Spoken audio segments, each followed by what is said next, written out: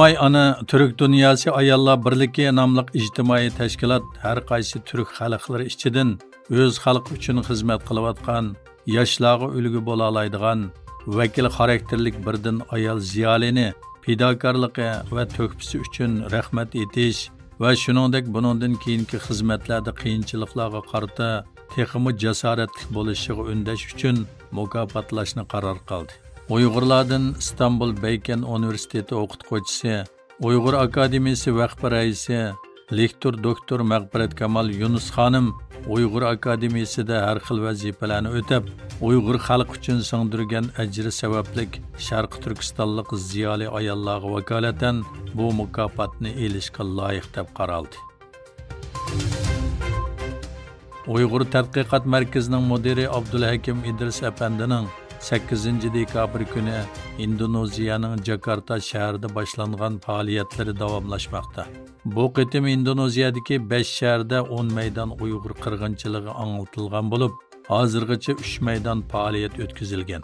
Abdulhakim Idris apandining aytishicha, Xitoy hukumati Indoneziyadagi 56 ommaviy tashkilotni Uyg'ur diyoriga taklif qilgan bo'lib, bularning ichidagi 3 tashkilot berib kelgan. U dokladlarda Indoneziyadagi ommaviy tashkilotlarni Xitoyga bormaslikka chaqirgan. Xalqaro inson haqlari kuni munosabati bilan inson haqlari tashkilotlari Londonda namoyish qilib, xalqaro jamiyatni Xitoydagi kishilik huquq masalasiga diqqat qilishga chaqiriq qildi. 10 dekabr Dünya İnsan Haqlari xitobnomasi ma'qullanganligining 75 yilligini xotirlash kunida Angliya poytaxti Londonda Uyg'urlar, Hong Kongliklar, Tibetlar va Xitoy demokratchilari birlashma namoyish o'tkazgan.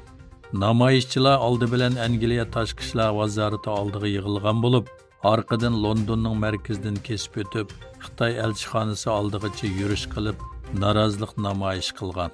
Ular namoyishda xalqaro jamiyatni Xitoyning kishilik huquq dafsandichilik masalasiga diqqat qilishga chaqirgan.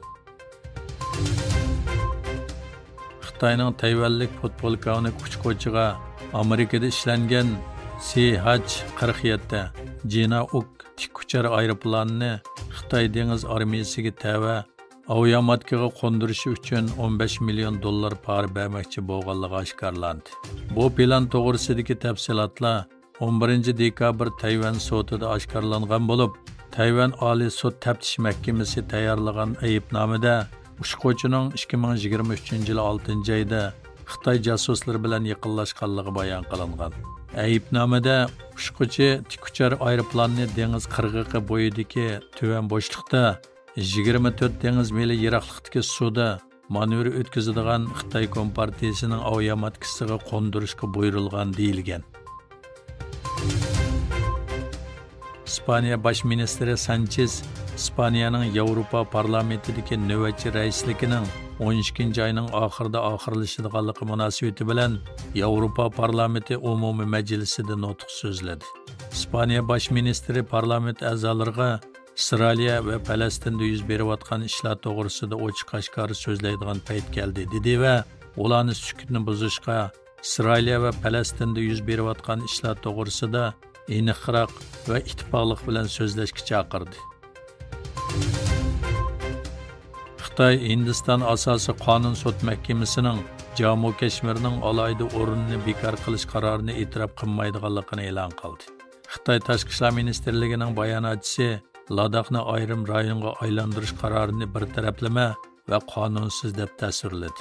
Xitoy Hindistonning bu qarorining chegaraning g'arbiy qismining Xitoyga tava ekanligini o'zgartmaydiganligini ta'kidladi. Pakiston vaqtli hukumatining bosh ministri Anvarul Haq Kakar 23 askarning o'limiga sabab bo'lgan o'zini portlatib hujum qilish voqeasini ayblab, biz terrorchilarga taslim bo'lmaymiz dedi. Tunugun Pakistonning Xaybar Paxtunxo o'lkasida bomba qachilangan mashina bilan bexatarlik nuqtasiga qartilgan o'zini portlatib hujum qilish voqeasida 23 askar hayotidan ayrilgan bo'lib, 4 qurolli hujumchi bo'ysundirilgan. Shu kuni bu rayonning o'xshamagan rayonlarda yuz bergan to'qinishda yana 2 askar hayotidan ayrilgan. Bu hujumni Pokiston talibanlari bilan munosabati bo'lgan Tahrik-i Jihad Pakiston nomli tashkilot ustiga olgan. bo'ldi.